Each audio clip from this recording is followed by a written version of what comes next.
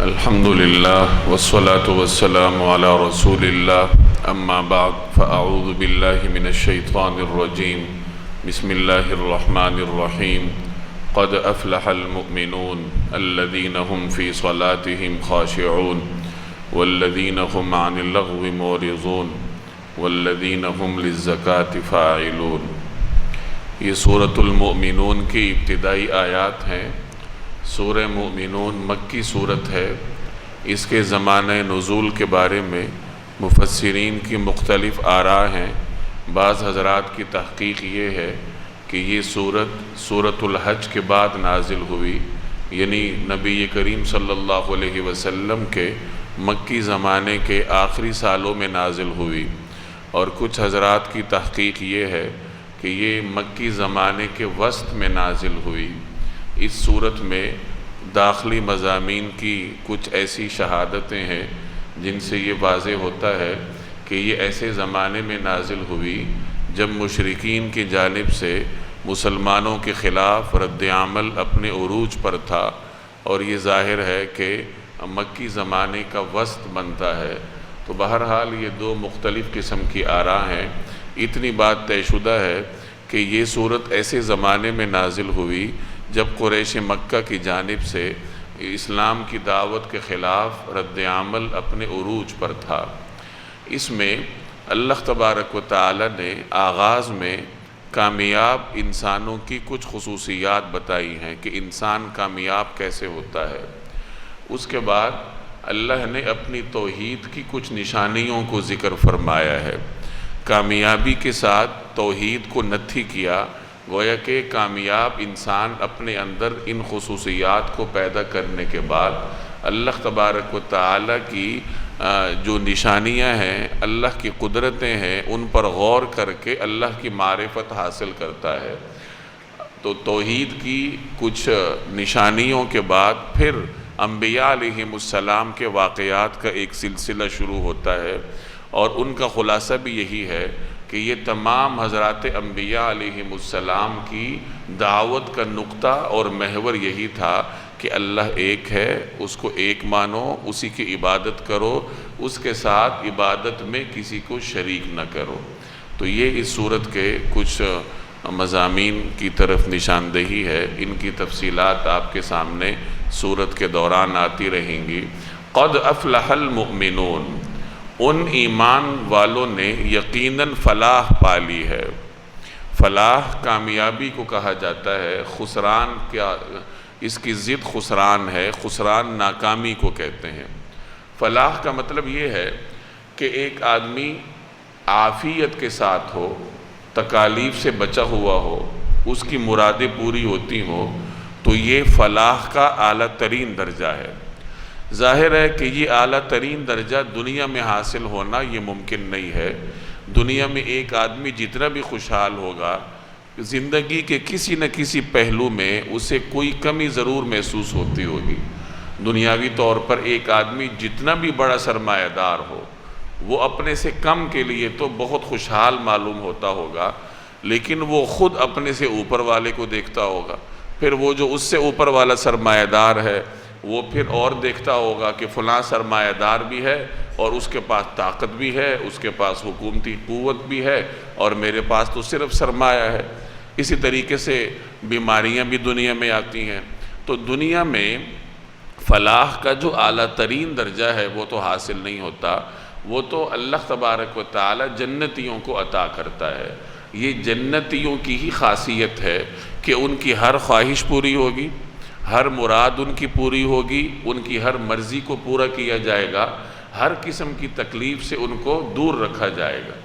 دنیا میں فلاح کا ایک خاص درجہ ہے جو کہ اللہ تبارک و تعالی کچھ مخصوص صفات رکھنے والوں کو عطا کرتا ہے، اور یہ آگے وہ صفات آ رہی ہیں کہ وہ کون سی صفات ہیں کہ جن کے حاصل ہونے کے بعد اللہ دنیا کی فلاح بھی عطا کرتا ہے، اور آخرت میں فلاح کا جو اعلیٰ ترین درجہ ہے وہ بھی عطا کرتا ہے۔ اب سورت کے تعارف میں نے عرض کیا کہ یہ سورت ایسے زمانے میں نازل ہوئی جب قریش مکہ کی جانب سے اسلام کی دعوت کو روکنے کے لیے ہر طرح کا رد عمل دیا جا رہا تھا۔ ہر ممکنہ حربہ استعمال کیا جا رہا تھا۔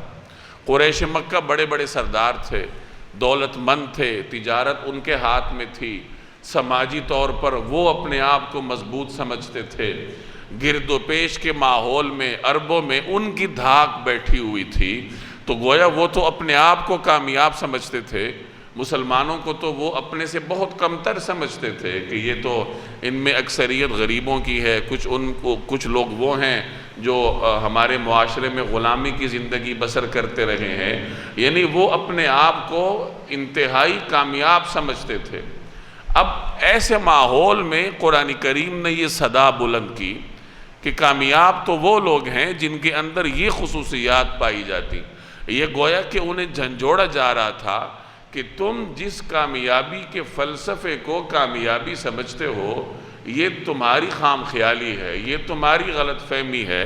کامیابی یہ نہیں ہے جس کو تم کامیابی کہتے ہو، کامیابی یہ ہے جس کو اللہ بتا رہا ہے اور جس کے اندر یہ صفات پائی جاتی ہیں۔ تو یہ دو تصور کامیابی ہیں، ایک اس زمانے میں قریش مکہ کے سرداروں کا تصور فلاح تھا، اور ایک تصور فلاح وہ ہے جو قرآن کریم یہاں متعارف کروا رہا ہے۔ اب اس کی روشنی میں ہمیں یہ دیکھنا ہے کہ ہمارے دل و دماغ میں کامیابی کا کون سا تصور ہے۔ کیا وہ تصور ہے جس کو قریش مکہ کے سردار کامیابی کہتے تھے، یا ہمارے ہاں کامیابی کا وہ تصور ہے جسے قرآن کریم یہاں متعارف کروا رہا ہے؟ ظاہر ہے کہ جواب واضح ہے کہ ہم مادیت پرست لوگ ہیں، ہمارے دل و دماغ پر بھی مادیت کا وہی غلبہ ہے یا اس سے قریب ہے جیسے قریش مکہ کے سرداروں پر تھا، کچھ فرق کے ساتھ کہ ہمیں اللہ نے نظریاتی طور پر مسلمان بنایا ہے، ورنہ سوچنے سمجھنے کا انداز ہمارا بھی اسی طرح مادیت پرست ہے جیسے ان لوگوں کا تھا۔ ہم بھی کامیابی یہی سمجھتے ہیں کہ ایک آدمی بڑی دنیا میں بڑی دہشت کا مالک ہو، روب داب کا مالک ہو، اختیارات اس کے پاس ہوں، بڑی ساری کرسی اس کے پاس ہو، خوب پیسہ کماتا ہو۔ ہر باپ اپنے بچوں کے بارے میں یہی تمنا رکھتا ہے کہ میرا بچہ کامیاب ہو جائے، اور کامیابی کے پیچھے اس کا یہی تصور ہوتا ہے کہ یہ کل کو بڑا صاحب اختیار ہو، بہت صاحب اقتدار ہو اور ڈھیر سارے پیسے کماتا ہو۔ یہی والدین کا اپنے بچوں کی کامیابی کے بارے میں تصور بھی ہوتا ہے۔ اسی کو ہمارے ہاں سکسیس سٹوریز کی شکل میں بیان کیا جاتا ہے۔ یہ جو مختلف تعلیمی اداروں میں بسا اوقات کسی کو بلا کے سکسیس سٹوری سنائی جاتی ہے کہ جی آپ اپنی کامیابی کی تفصیل ان کو بتائیے، تو وہ سکسیس سٹوری کس چیز کی ہوتی ہے؟ وہ یہی مادیت کی ہوتی ہے کہ وہ مادیت کی سیڑھیاں چڑھتے چڑھتے کسی اوپر والی سیڑھی پر پہنچ گیا ہے۔ اب وہ طلباء کو سبز باغ دکھاتا ہے کہ اگر تم نے بھی اس سیڑھی پر پہنچنا ہے تو یہ طریقہ کار ہے، اس طریقے سے مادیت کے راستے میں آگے بڑھو۔ تو یہ سکسیس سٹوریز، ان سب کا تعلق مادی ترقی سے ہوتا ہے، مادی کامیابی سے ہوتا ہے، اور یہ کامیابی کا وہی تصور ہے جو اس زمانے میں سرداران قریش کا ہوتا تھا، یا جو ہر زمانے میں اہل باطل کا رہا ہے۔ بدقسمتی سے ہمارے دل و دماغ میں بھی کامیابی کا وہی تصور ہے، اور ہم اپنے بچوں کے لیے اسی کامیابی کے خواہاں ہوتے ہیں جب ہم ان کے لیے دعا کرتے ہیں کہ اللہ ان کو کامیاب کرے، تو مقصد وہی کامیابی ہوتی ہے۔ تو اس کی وجہ یہی ہے کہ ہم نے قرآن کریم کو سمجھا نہیں ہے، اللہ تبارک و تعالی پر ہمارا توکل نہیں ہوتا، دین کو ہم سمجھتے نہیں ہیں، اور مادیت کے سیلاب میں ہم ایسے بہتے جا رہے ہیں کہ ہم ہر چیز کو مادیت کے چشمے کے پیچھے سے دیکھتے ہیں۔ تو ان آیات کو پڑھ کر ذرا غور کرنے کی ضرورت ہے، اور اس تصور کو اپنانے کی ضرورت ہے کہ قرآن کریم کس کو کامیابی کہتا ہے۔ قد افلح المؤمنون، ان ایمان والوں نے یقیناً فلاح پا لی ہے۔ یہاں قرآن کریم ماضی کے ساتھ تعبیر کر رہا ہے کہ یہ کامیاب ہو گئے ہیں۔ جب آدمی یہ صفات اپناتا ہے تو پھر وہ یہ کہے گا کہ میں یہ صفات اپناؤں گا تو کامیاب ہوں گا، لیکن وہ کامیابی اتنی یقینی ہے کہ اس مستقبل کی کامیابی کو قرآن کریم ماضی کے ساتھ تعبیر کر رہا ہے کہ گویا کہ یہ شخص کامیاب ہو چکا ہے، اس نے کامیابی کی وادی میں قدم رکھ دیا ہے جو ان صفات کو اپنا لے۔ پہلی صفت کیا ہے؟ الذین هم فی صلاتہم خاشعون، جو اپنی نماز میں دل سے جھکنے والے ہیں۔ نماز پڑھتے ہیں، اسی طریقہ کار کے مطابق پڑھتے ہیں جیسے انہیں تلقین کیا گیا ہے۔ دو اصطلاحات آپ نے سنی ہوں گی، خشوع اور خضوع۔ خضوع کا مطلب ہوتا ہے جسم کے ظاہری اعضاء کو نماز کے دوران ادب کے ساتھ رکھنا، سکون اور وقار کے ساتھ رکھنا۔ ایسا نہ ہو کہ ایک آدمی کبھی نماز میں ہاتھ ہلا رہا ہے، کبھی داڑھی کھجا رہا ہے، کبھی سر کھجا رہا ہے، کبھی چشمہ ٹھیک کر رہا ہے، کبھی ٹوپی ٹھیک کر رہا ہے، کبھی کپڑے ٹھیک کر رہا ہے۔ یہ نماز میں خضوع کے خلاف ہے۔ اور دوسری اصطلاح آپ نے سنی ہوگی خشوع کی۔ خشوع کا مطلب ہے دل پر عاجزی کا طاری ہونا، کہ اللہ تبارک و تعالیٰ کا رعب اور ہیبت دوران نماز آپ کے دل پر حاوی ہو، اور آپ کا دل دوران نماز اللہ کے آگے جھکا ہوا ہو۔ گویا کہ خشوع کا پورا تصور یہ ہے کہ انسان کا دل اور اس کے جسمانی اعضاء یہ جھکے ہوئے ہوں، اللہ تبارک و تعالیٰ کی خشیت طاری ہو، اللہ کی ہیبت انسان کے دل اور اس کے جسمانی اعضاء پر طاری ہو۔ یہ خشوع کا مکمل تصور ہے۔ جب انسان نماز میں ادھر ادھر دیکھتا ہے تو یہ خشوع اور خضوع کے خلاف ہے۔ ایک روایت کا مفہوم ہے کہ جب انسان نماز پڑھتا ہے تو اللہ تبارک و تعالیٰ کی توجہ کی سعادت اس کو حاصل ہوتی ہے، اللہ کی رحمتیں اس کی طرف متوجہ ہوتی ہیں۔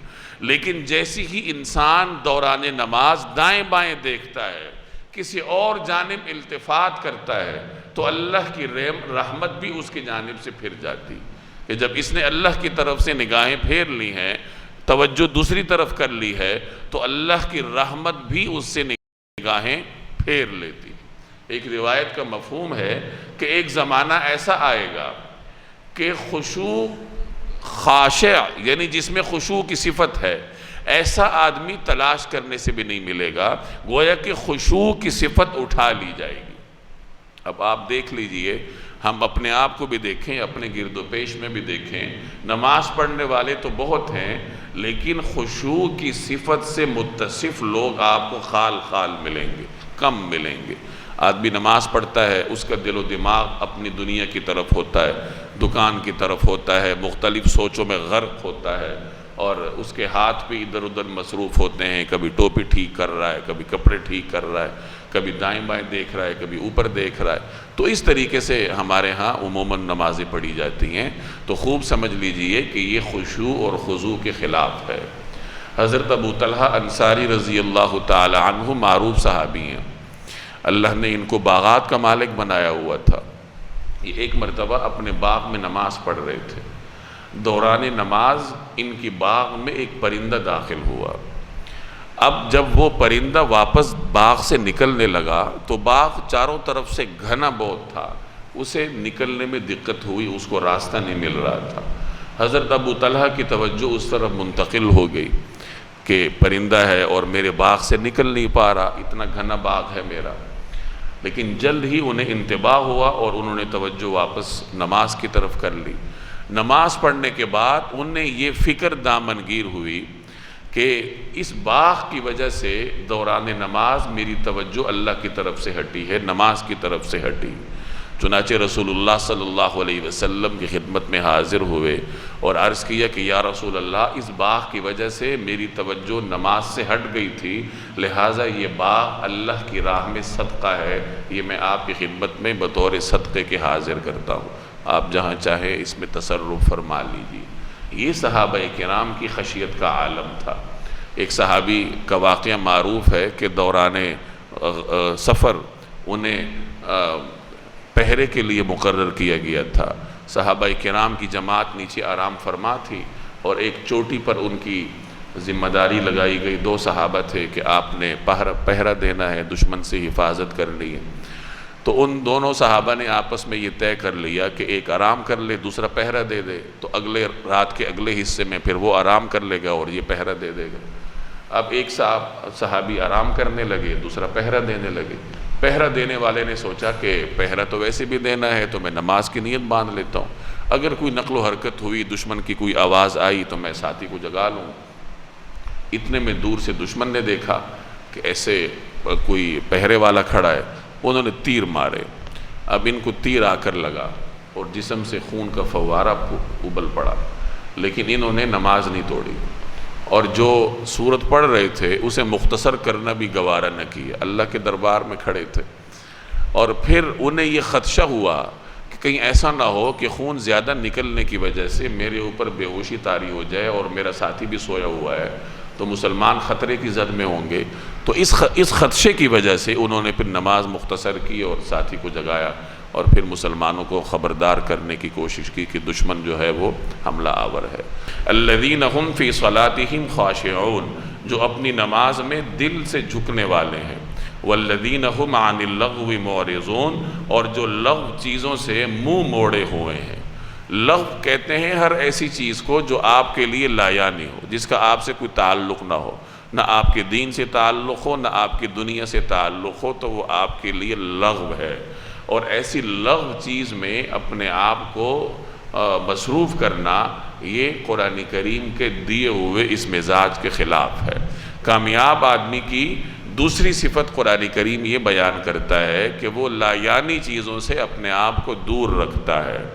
سورہ فرقان میں اس کو یوں بیان کیا گیا وَإِذَا مَرُّوا بِاللَّغْوِ مَرُّوا كِرَامًا، کہ جب وہ لغو چیز کے پاس سے گزرتے ہیں تو بڑی سلامتی کے ساتھ وہاں سے گزرتے ہیں، اپنے آپ کو بچاتے ہوئے، یعنی لغو چیزوں میں اپنے آپ کو مصروف نہیں رکھتے۔ اس دور میں موبائل کے استعمال کے وقت اس آیت کو ذہن میں حاضر رکھنے کی کچھ زیادہ ہی ضرورت ہے۔ آدمی موبائل کھولتا ہے اپنی ضرورت کے لیے اور پھر بہت دور نکل جاتا ہے اور گھنٹے کے بعد اس کو یاد آتا ہے کہ میری ضرورت کیا تھی۔ اس وقت پانی سر سے گزر چکا ہوتا ہے، بہت سارا وقت گزر چکا ہوتا ہے۔ تو آج کل کے زمانے میں خاص طور پر سوشل میڈیا کے استعمال کے وقت اس آیت کو ذہن میں رکھنے کی ضرورت ہے، بلکہ ہو سکے تو اس آیت کو نیٹ سے ڈاؤن لوڈ کر کے اپنے موبائل کا جو وال پیپر ہوتا ہے اس پر لگانا چاہیے، تاکہ جب بھی آپ موبائل کھولیں تو آپ کے سامنے قرآن کریم کا یہ پیغام ہو کہ کامیابی کی ایک شرط یہ ہے کہ انسان لغو چیزوں سے اپنے آپ کو بچائے۔ اور اس زمانے میں لغو پر آمادہ کرنے والا سب سے مؤثر ذریعہ یہ موبائل اور سوشل میڈیا ہے۔ والذین هم للزکاة فاعلون، اور جو زکوٰۃ پر عمل کرنے والے ہیں۔ زکوٰۃ پاکیزگی کو کہتے ہیں، نشو و نما کو بھی کہا جاتا ہے۔ مسلمان اپنے مال میں ایک مخصوص حصہ جو اللہ کے راستے میں دیتا ہے اسے زکوٰۃ اسی لیے کہا جاتا ہے کہ اس دینے کی وجہ سے اس کے مال میں پاکیزگی بھی آتی ہے اور برکت بھی ہوتی ہے، نشو و نما ہوتی ہے۔ تو لغوی معنی اس کا پاکیزگی ہے یا نشو و نما ہے۔ اب یہاں زکوٰۃ سے کیا مراد ہے؟ تو اس کی دونوں قسم کی تفسیریں کی گئی ہیں۔ ایک تفسیر اس کی یہ کی گئی ہے کہ یہاں زکوٰۃ سے مراد روحانی پاکیزگی ہے، کہ کامیابی کی ایک شرط یہ ہے کہ بندہ مومن اپنے آپ کو روحانی طور پر پاک رکھتا ہے، جو روحانی امراض ہیں، رذائل ہیں، برے اخلاق ہیں، ان سے اپنے آپ کو پاک رکھتا ہے۔ اور ایک تفسیر اس کی یہ کی گئی ہے کہ اس سے مراد اصطلاحی زکوٰۃ ہے، کہ اپنے مال میں ایک مخصوص حصہ اللہ کے راستے میں دیتا ہے۔ اس تفسیر پر پھر یہ سوال پیدا ہوتا ہے کہ زکوٰۃ تو مدنی دور میں فرض ہوئی تھی اور یہ صورت مکی ہے، تو مکی صورت میں زکوٰۃ سے مراد ہم وہ اصطلاحی زکوٰۃ کیسے لے سکتے ہیں، حالانکہ اس کے احکام تو مدینہ میں آئے تھے؟ تو اس سوال کا جواب مفسرین یہ دیتے ہیں کہ زکوٰۃ کی فرضیت مکہ ہی میں ہو چکی تھی، البتہ اس کے تفصیلی احکامات مدینہ طیبہ میں آئے تھے، یعنی مکی زمانے میں ہی زکوٰۃ کا حکم بنیادی طور پر آ چکا تھا۔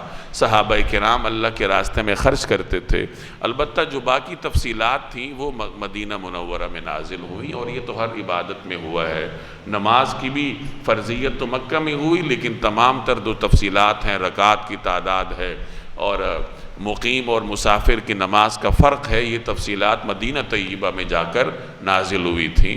تو دونوں تفسیریں مراد لی جا سکتی ہیں، اور دونوں ہی شرطیں ضروری ہیں کہ بندہ مومن کامیاب جب ہی ہوگا جب اپنے آپ کو روحانی رذائل سے پاک رکھے گا اور اپنے مال میں سے مقررہ حصہ اللہ کے راستے میں خرچ بھی کرے گا۔ تو یہ تیسری شرط ہے جو زکوٰۃ پر عمل کرنے والے ہیں۔ والذین هم لفروجہم حافظون، اور جو اپنی شرمگاہوں کی حفاظت کرتے ہیں الا علی ازواجہم سوائے اپنی بیویوں او ما ملکت ایمانہم اور ان کنیزوں کے جو ان کی ملکیت میں آ چکی ہوں فإنہم غیر ملومین کیونکہ ایسے لوگ قابل ملامت نہیں ہیں فمن ابتغى وراء ذلك ہاں جو اس کے علاوہ کوئی اور طریقہ اختیار کرنا چاہیں فاولئک هم العادون تو ایسے لوگ حد سے گزرے ہوئے ہیں۔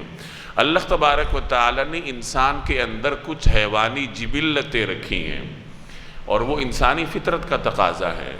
انسان پابند اس چیز کا ہے کہ ان جبلتوں کو اپنی حد میں رکھے، جیسے کھانا ہے پینا ہے، یہ حیوانی جبلت ہے جو اللہ نے انسان میں رکھی ہے۔ اب بھوک لگنا یہ کوئی انہونی چیز نہیں ہے، مذموم بات نہیں ہے، یہ تو انسان کی فطرت میں ہے، بھوک اس کو لگے گی۔ غلط یہ ہے کہ بھوک مٹانے کے لیے دوسرے کا حق کھا جاؤ، ناجائز طریقے سے مال کما کر کھاؤ، یہ غلط ہے۔ بھوک لگنے کے بعد حلال طریقے سے حلال مال کھانا یہ بالکل انسانی فطرت کے عین مطابق ہے۔ اسی طریقے سے انسان کے اندر اللہ نے قوت شہوانیہ رکھی ہے، یہ بھی حیوانی جبلت ہے جو انسان کے اندر اللہ نے رکھی ہے۔ اب قوت شہوانیہ کا موجود ہونا یہ کوئی قابل مذمت نہیں ہے اور نہ ہی یہ دینداری کے خلاف ہے۔ ہمارے ہاں لوگ یہ سمجھتے ہیں کہ پتہ نہیں قوت شہوانیہ کا پایا جانا یہ شاید دینداری ہی کے خلاف ہے۔ قوت شہوانیہ کا نہ ہونا یہ بزرگی کی علامت نہیں ہے، یہ بیماری کی علامت ہے۔ تو ایک صحت مند انسان کے اندر اللہ تبارک و تعالی نے یہ قوت رکھی ہے اور یہ فطری چیز ہے۔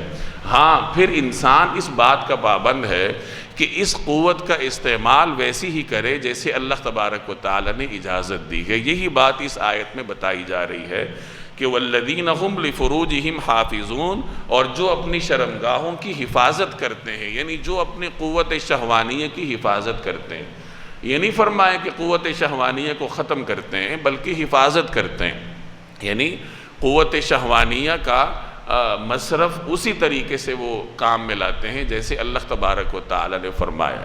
اور اللہ نے دو چیزوں کی اجازت دی ہے، ایک نکاح کی جو منکوح بیوی ہے اور دوسرا باندی کی۔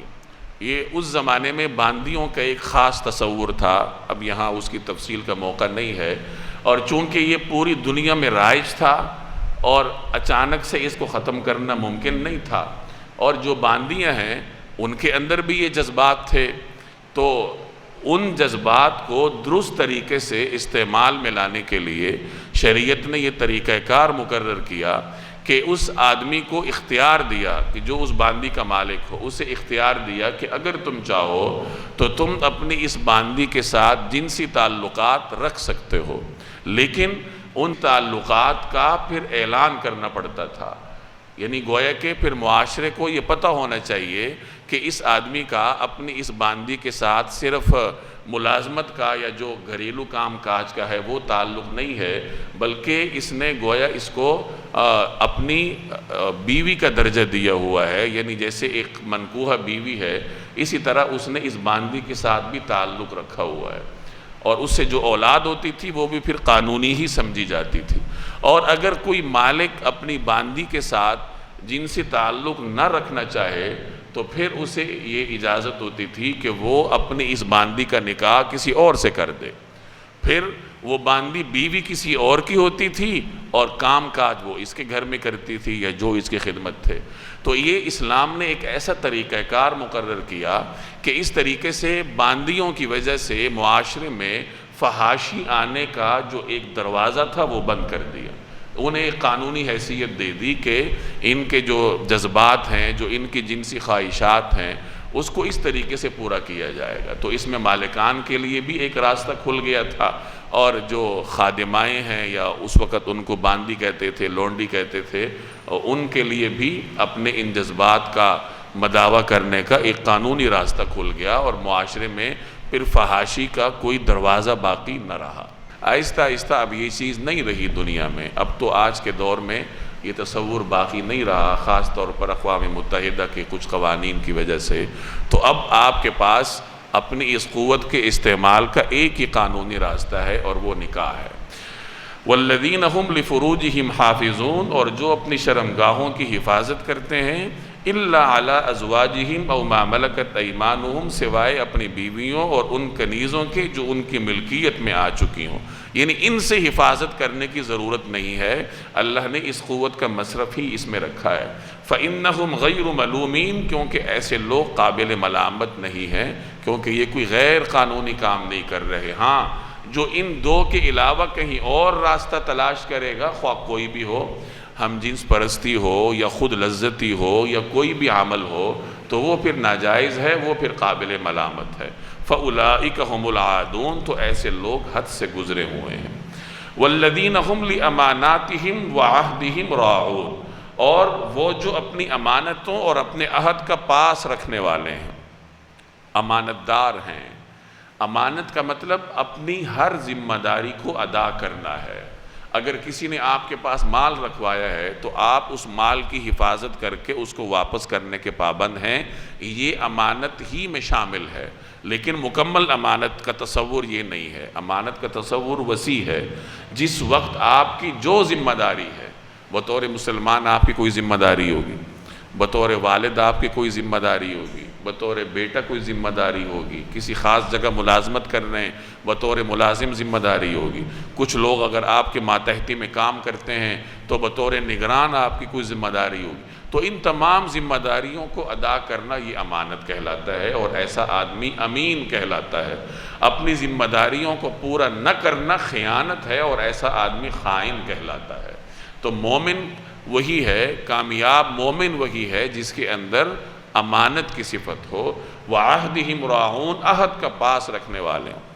ایک ہوتا ہے وعدہ جو یک طرفہ ہو، ایک ہے عہد یا معاہدہ جو دو طرفہ ہو، کہ آپ نے بھی وعدہ کر لیا اور دوسرے فریق نے بھی کر لیا، تو یہ معاہدہ ہو گیا۔ تو مومن وہ ہے، کامیاب مومن وہ ہے جو اپنے ہر قول کی پاسداری رکھنے والا ہے۔ نبی کریم صلی اللہ علیہ وسلم کے بارے میں روایت میں آتا ہے کہ آپ علیہ السلام اپنے تقریباً ہر خطبے میں یہ جملہ ارشاد فرماتے تھے، لا ایمان لمن لا امانت له ولا دین لمن لا وعد له۔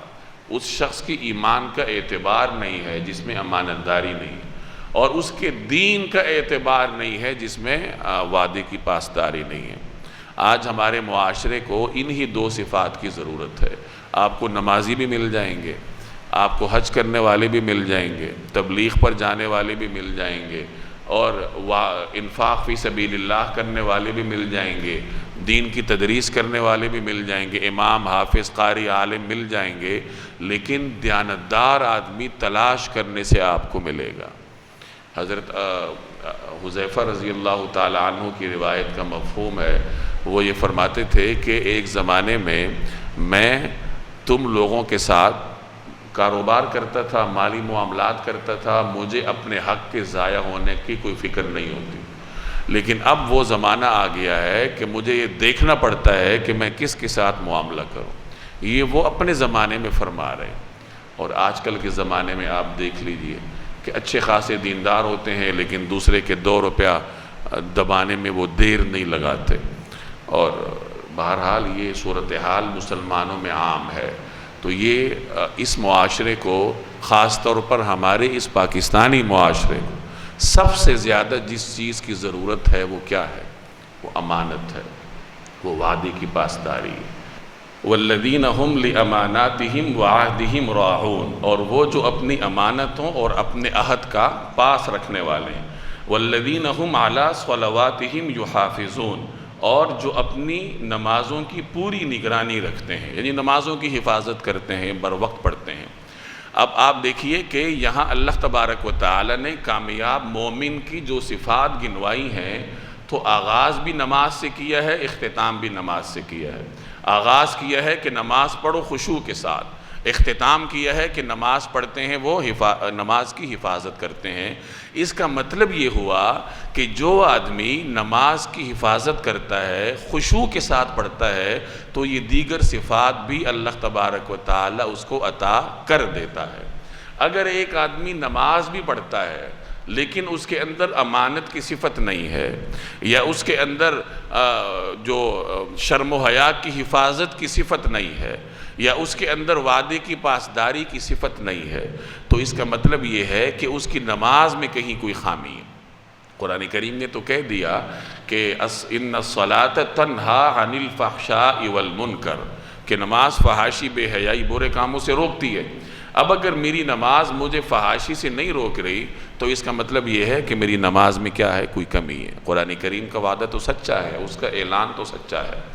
اس لیے میں یہ کہتا ہوں کہ اپنی ہر خامی، اپنے ہر گناہ کا علاج نماز میں ڈھونڈنا چاہیے، کہ اگر میرے اندر فلاں خامی ہے، اس کا مطلب یہ ہے کہ میری نماز میں کہیں کوئی کمی کوتاہی ہے، تو جہاں اس خامی کا براہ راست علاج کیا جائے وہاں نماز کا بھی علاج کیا جائے کہ نماز میں کہاں کوئی کمی بیشی ہے۔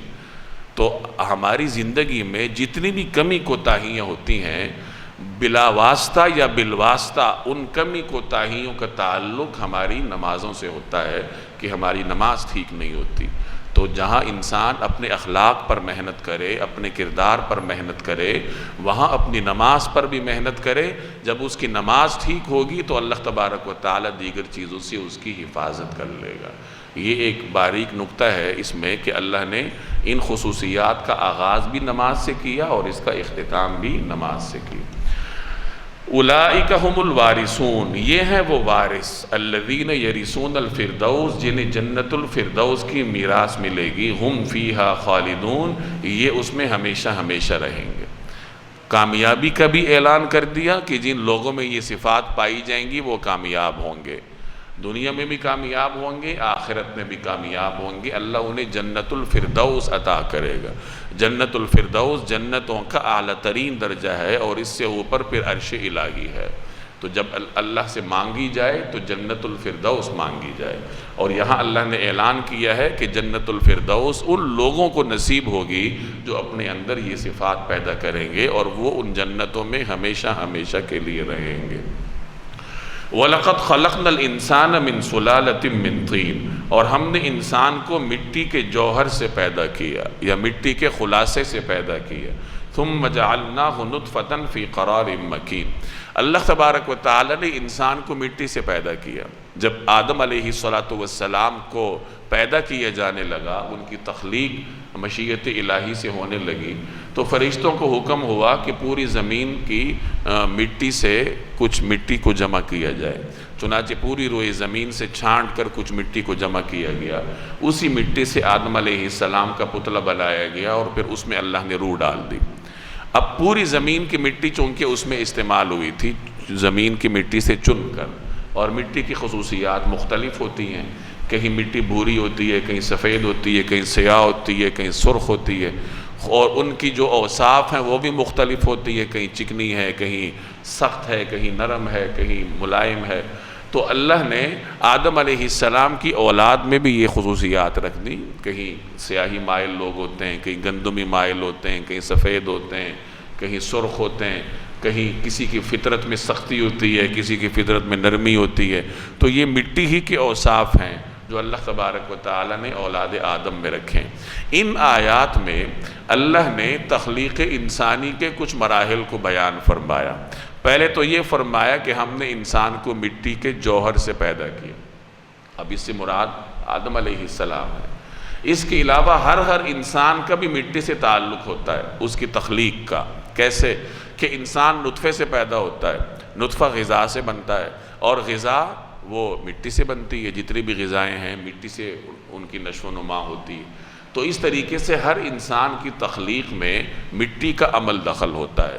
تو فرمائے کہ ہم نے انسان کو مٹی کے جوہر یا مٹی کے خلاصے سے پیدا کیا، ثم جعلناہ نطفۃ فی قرار مکین، پھر ہم نے اسے ٹپکی ہوئی بوند کی شکل میں ایک محفوظ جگہ پر رکھا۔ ثم خلقنا النطفۃ علقۃ، پھر ہم نے اس بوند یعنی نطفے کو جمع ہوئے خون کی شکل دے دی۔ فخلقنا العلقۃ مضغۃ، پھر اس جمع ہوئے خون کو ایک لوتھڑا بنا دیا۔ فخلقنا المضغۃ عظاما، پھر اس لوتھڑے کو ہڈیوں میں تبدیل کر دیا، فَكَسَوْنَ الْعِظَامَ لَحْمًا، پھر ہڈیوں کو گوشت کا لباس پہنایا، ثُمَّ أَنشَأْنَاهُ خَلْقًا آخر، پھر اسے ایک ایسی اٹھان دی کہ وہ ایک دوسری ہی مخلوق بن کر کھڑا ہوا، فَتَبَارَكَ اللَّهُ أَحْسَنُ الْخَالِقِينَ، غرض بڑی شان ہے اللہ کی جو سارے کاریگروں سے بڑھ کر کاریگر ہے۔ یہاں تخلیق انسانی کے مختلف مراحل کو بیان کیے گئے۔ انسان پہلے نطفے کی شکل میں ہوتا ہے، وہ نطفہ ماں کے رحم میں جاتا ہے، پھر اس نطفے کو اللہ تبارک و تعالی علقہ بنا دیتے ہیں۔ علقہ کہتے ہیں جمے ہوئے خون کو، یعنی نطفہ جمے ہوئے خون میں تبدیل ہو جاتا ہے۔ یہ اگلا سٹیپ ہے، اگلا مرحلہ ہے۔ اب علقہ سے پھر مضغہ بنتا ہے، یعنی جمع ہوا خون وہ گوشت کے لوتھڑے میں تبدیل ہو جاتا ہے۔ یہ اگلا مرحلہ ہے۔ اب اس سے اگلے مرحلے میں اللہ تبارک و تعالی ڈھانچہ بنا دیتا ہے، فَخَلَقْنَا الْمُضْغَةَ عِظَامًا، کہ اس گوشت کے لوتھڑے کو ہڈیوں میں تبدیل کر دیا۔ یعنی اب اللہ تبارک و تعالی باقاعدہ ڈھانچہ بنا دیتا ہے کہ ہڈیاں بن جاتی ہیں، فَكَسَوْنَ الْعِظَامَ لَحْمًا، اور پھر ان ہڈیوں کے ڈھانچے کو گوشت کا لباس اللہ تبارک و تعالی اڑا دیتا ہے۔ ان تمام چیزوں کی اپنی اہمیت ہے، گوشت کی اپنی اہمیت ہے، ہڈیوں کی اپنی اہمیت ہے۔ پھر ان ہڈیوں کو جوڑنے کے لیے ان کے درمیان اللہ تبارک و تعالی نے گودا پیدا کر دیا، اور ان ہڈیوں کو برقرار رکھنے کے لیے نظام پیدا کیا، عصبات کا نظام ہے، رسیوں کا نظام ہے۔ تو یہ ایک عجیب و غریب نظام ہے جو کہ اللہ تبارک و تعالی نے انسان میں پیدا کیا۔ اب جس وقت ڈھانچہ بن گیا، شکل و صورت بن گئی، اب آگے فرمایا ثُمَّ أَنشَأْنَاهُ خَلْقًا آخر، پھر ہم اسے ایک نئی اٹھان دیتے ہیں۔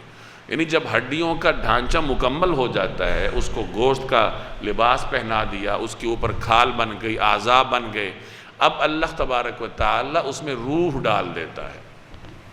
روح اس وقت پیدا نہیں کی جاتی، ارواح تو اللہ نے بہت پہلے کی پیدا کی ہوئی ہیں۔ پہلی بات تو یہ سمجھ لیجئے کہ روح کی حقیقت کو سمجھنا یہ ہمارے لیے ممکن ہی نہیں ہے۔ بڑے بڑے علماء نے اس پر کتابیں لکھی ہیں، اس کی پیچیدگیوں کو بیان کیا ہے، لیکن اس کو سمجھنا مشکل ہے۔ اس لیے اللہ نے فرمایا وَيَسْأَلُونَكَ عَنِ الرُّوحِ، یہ آپ سے روح کے بارے میں پوچھتے ہیں، قُلْ هُوَ مِنْ أَمْرِ رَبِّي، آپ ان سے کہہ دیجئے کہ یہ تو میرے رب کے حکم سے ہوتا ہے، یعنی یہ بس اللہ کا حکم ہوتا ہے۔ تو گویا وہ جو ارواح اللہ نے پیدا کی ہیں اس کا کوئی تعلق اللہ تبارک و تعالی اس ہڈیوں کے ڈھانچے کے ساتھ کر دیتا ہے، اور وہ روح انسانی جسم میں آ جاتی ہے۔ روح انسانی جسم میں کوئی خاص جگہ پر نہیں ہوتی، سر سے لے کر پاؤں تک آپ کوئی جگہ متعین نہیں کر سکتے کہ یہاں پر روح ہے، بلکہ روح انسانی جسم میں پھیلی ہوئی ہے، ہر جگہ موجود ہے۔ ہاں یہ ہو سکتا ہے کہ جسم کے ایک عضو سے روح کا تعلق زیادہ ہو اور جسم کے دوسرے عضو سے کم ہو۔ روح کی وجہ سے ہی جسم میں حساسیت پیدا ہوتی ہے۔ جسم میں کچھ حصے ایسے ہیں جو زیادہ حساس ہیں، کچھ حصے ایسے ہیں جو کم حساس ہیں، جیسے انسان کی ایڑی ہوتی ہے، اب یہ آپ کے پوروں کے مقابلے میں کم حساس ہوتی ہے۔ تو یہ روح کے تعلق کے نتائج ہوتے ہیں۔ تو روح ہر جگہ موجود ہے، یہ الگ بات ہے کہ جسم کے مختلف اعضاء سے اس کا تعلق مختلف ہے۔ ہر جگہ موجود ہونے کا مطلب کہ جسم کے ہر جگہ میں اللہ تبارک و تعالی نے روح کو رکھا ہے۔ تو یہاں وہی بات فرمائی کہ جب ان مرحلوں سے انسان گزر گیا کہ نطفے سے علقہ، علقہ سے مضغہ سے اب وہ ہڈیوں کا ڈھانچہ، ہڈیوں کے ڈھانچے کے اوپر پھر اللہ نے گوشت چڑھا دیا، پورا انسان بنا دیا، اب اس کے اندر روح ڈال کر باقاعدہ اس کو انسانی شکل دے دی، پھر اس کو اللہ تبارک و تعالی ماں کے رحم سے باہر نکالتا ہے اور وہ انسان بن کر اپنا جو طے شدہ وقت ہے وہ پورا کرتا ہے۔ ثم انکم بعد ذلک لمیتون، پھر اس سب کے بعد تمہیں یقیناً موت آنے والی ہے۔ ثم انکم یوم القیامت تبعثون، پھر قیامت کے دن یقیناً تمہیں دوبارہ زندہ کیا جائے گا۔ یہ انسان کے جو سفر ہے ان کے مختلف مراحل اللہ نے بیان کی۔ عالم ارواح سے ماں کے پیٹ میں آیا، ماں کے پیٹ سے عالم دنیا میں آیا، عالم دنیا سے عالم برزخ میں گیا، عالم برزخ سے پھر عالم آخرت میں میدان حشر میں ہوگا، اور ہمیشہ ہمیشہ کے لیے گویا پھر وہ زندہ رہے گا۔ یا تو اگر نیک ہے تو جنت میں جائے گا، برا ہے اور سرے سے اللہ کا ہی منکر ہے تو جہنم میں ہوگا، اور اگر صاحب ایمان ہے لیکن گناہگار ہے تو گناہوں کی سزا پا کر اللہ کی رحمت سے جنت میں داخل ہو جائے گا۔ تو یہ انسانی زندگی کے مختلف مراحل ہیں جو یہاں اللہ نے بیان کی۔ موت کا مطلب فنا ہونا نہیں ہوتا، موت کا مطلب اس عالم سے اگلے عالم میں منتقل ہونا ہوتا ہے۔ اس لیے ہم یہ نہیں کہتے کہ فلاں فنا ہو گیا، ہم یہ کہتے ہیں کہ فلاں کا انتقال ہو گیا، یعنی منتقل ہو گیا، کہ گویا ٹرانسفر ہو گئی نا، اس کی ٹرانسفر آ گئی کہ اس عالم سے اللہ تبارک و تعالی نے اسے اگلے عالم میں منتقل کر دیا۔ وَلَقَدْ خَلَقْنَا فَوْقَكُمْ سَبْعَ طَرَائِقَ، اور ہم نے تمہارے اوپر 7 تہ بر تہ راستے پیدا کیے۔ وَمَا كُنَّا عَنِ الْخَلْقِ غَافِلِينَ، اور ہم مخلوق سے غافل نہیں ہیں۔ اس سے مراد 7 آسمان بھی ہو سکتے ہیں۔ اللہ تبارک و تعالیٰ نے آسمانوں کے 7 طبقے پیدا کیے اور ان میں راستے رکھے ہیں جو فرشتوں کی گزرگاہیں ہیں۔ تو گویا انسان کو یہ بتایا جا رہا ہے کہ تمہارے اوپر اللہ تبارک و تعالیٰ نے ایک ایسی کائنات پیدا کی ہے۔ یہ اللہ کی مختلف قدرتوں کی طرف انسان کو متوجہ کیا جا رہا ہے۔ تو جیسے انسان کی اپنی تخلیق اللہ کی قدرت کا شاہکار ہے، اسی طرح 7 آسمان، ان کے درمیان راستے، وہ پورا ایک عالم، یہ بھی اللہ تبارک و تعالیٰ کی قدرت کا شاہکار ہے۔ تو یہاں اللہ کی قدرت کی نشانیوں کی طرف متوجہ کر کے انسان کو توحید سکھائی جا رہی۔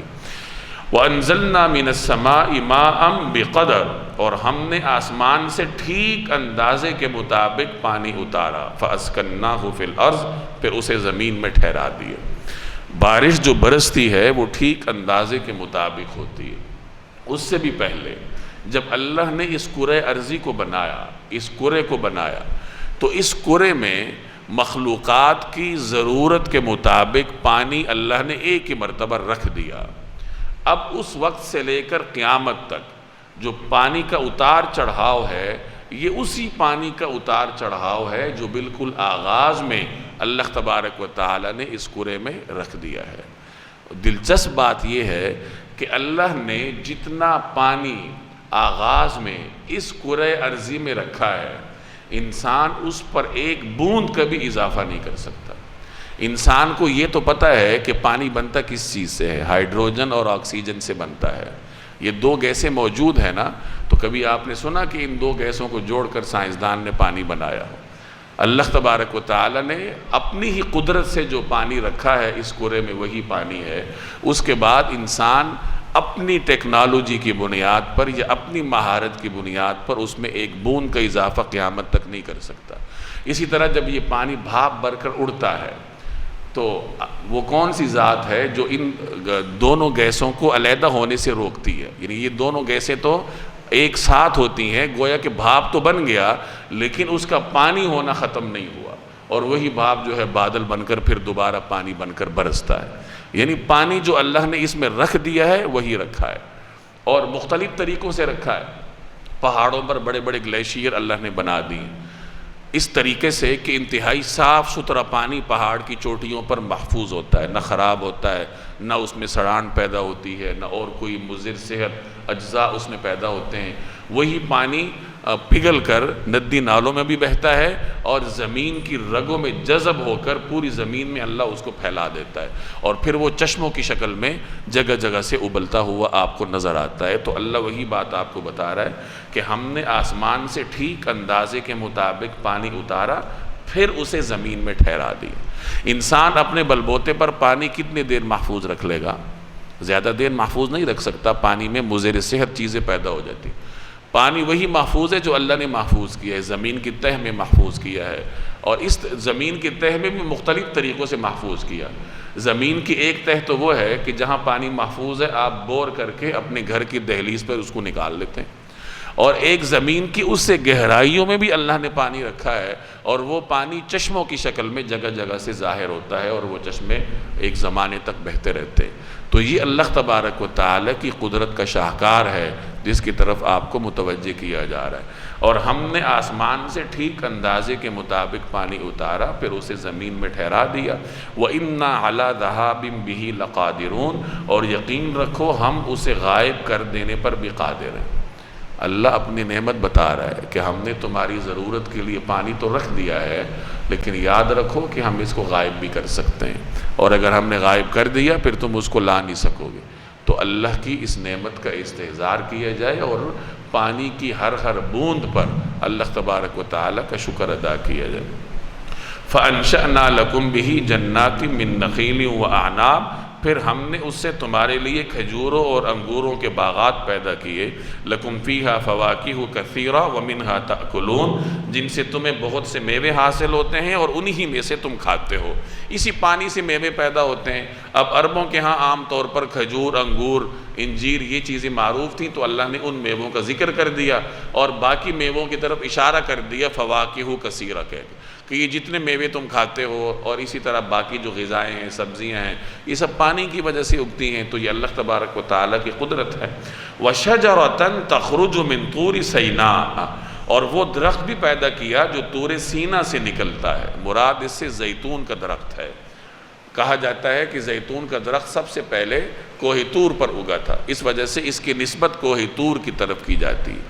کوہ طور یہ وادی سینا میں ہے، تو اللہ نے اس کو یہاں یوں تعبیر فرمایا من طور سینا، جو طور سینا سے نکلتا ہے، یعنی وادی سینا کی مبارک وادی میں موجود اس مقدس پہاڑ۔ تنبت بالدہن وصبغ للآکلین، جو اپنے ساتھ تیل لے کر اور کھانے والوں کے لیے سالن لے کر اگتا ہے۔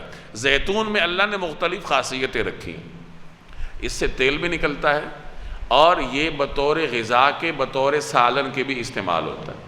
اور پھر تیل کے بھی دو مصرف ہیں، اس کا تیل وہ جسم کے بیرونی استعمال مالش کرنے کے بھی کام آتا ہے اور سالن پکانے کے لیے بھی بطور وسیلے کے استعمال ہوتا ہے۔ یعنی زیتون میں دو خاصیتیں اللہ نے رکھی ہیں کہ ایک تو یہ انسان کو تیل فراہم کرتا ہے اور دوسرے نمبر پر خود یہ بطور سالن کے استعمال ہوتا ہے۔ اور پھر تیل میں اللہ نے دو خاصیتیں رکھی ہیں کہ اس کا بیرونی استعمال بھی اللہ نے رکھا اور اندرونی استعمال بھی رکھا ہے۔ عربوں کے ہاں زیتون کے پھل کو روٹی کے ساتھ ایسے کھا لیا جاتا تھا جیسے ہمارے ہاں روٹی کے ساتھ سالن کھایا جاتا ہے۔ تو اس لیے فرمائے کہ اللہ نے اس کو کھانے والوں کے لیے سالن کی صفت دے کر پیدا کیا ہے، تم اس سے مختلف طریقوں سے فائدہ حاصل کرتے ہو۔ وَإِنَّ لَكُمْ فِي الْأَنْعَامِ لَعِبْرًا، اور حقیقت یہ ہے کہ تمہارے لیے مویشیوں میں بڑی نصیحت کا سامان ہے۔ نُسْقِيكُم مِّمَّا فِي بُطُونِهَا، جو ان کے پیٹ میں ہے اس سے ہم تمہیں سیراب کرتے ہیں۔ وَلَكُمْ فِيهَا مَنَافِعُ كَثِيرًا، اور ان میں تمہارے لیے بہت سے فوائد ہیں۔ وَمِنْهَا تَأْكُلُونَ، اور انہی سے تم غذا بھی حاصل کرتے ہو۔ وَعَلَيْهَا وَعَلَى الْفُلْكِ تُحْمَلُونَ، اور انہی پر اور کشتیوں پر تمہیں سوار بھی کیا جاتا ہے۔ مویشیوں میں بھی اللہ نے انسان کے لیے مختلف فوائد رکھے ہیں۔ گائے ہے، بھینس ہے، اونٹنی ہے، اس کے پیٹ میں سے اللہ تبارک و تعالی انسان کو دودھ جیسی خالص غذا نصیب کرتا ہے، ایسی خالص غذا کہ جس کو پینے کے بعد دعا سکھائی گئی ہے کہ دعا یہ مانگو کہ یا اللہ اس میں اور اضافہ فرما۔ باقی نعمتیں کھانے کے بعد اللہ کا شکر ادا کیا جاتا ہے، لیکن دودھ پینے کے بعد اللہ کی شکر کے ساتھ اس میں مزید اضافے کی بھی اللہ سے دعا کی جاتی ہے۔ یہ دودھ کی خاصیت ہے۔ اسی طریقے سے ان مویشیوں میں انسان کے لیے اور بہت سے منافع ہیں۔ انسان اس پر سواری کرتا ہے، حلال جانوروں کا گوشت کھاتا ہے، اسی طرح مختلف جانوروں کی کھالوں کو ملبوسات کے لیے استعمال کرتا ہے، خیمے اس سے بناتا ہے، ان جانوروں کا اون استعمال کیا جاتا ہے۔ تو یہ تمام فوائد اللہ نے جانوروں میں رکھے ہیں اور فرمایا کہ تم جانوروں پر بھی سواری کرتے ہو اور کشتیوں پر بھی سواری کرتے ہو۔ انسان پر جو اللہ نے نعمتیں کی ہیں، یہاں وہ نعمتیں میں ان نعمتوں میں سے بعض کو گنوایا جا رہا ہے۔ جیسے میں نے شروع میں عرض کیا کہ اللہ کی مختلف قدرتوں کا اظہار کر کے انسان کو اللہ تبارک و تعالیٰ کی توحید سکھائی جا رہی ہے۔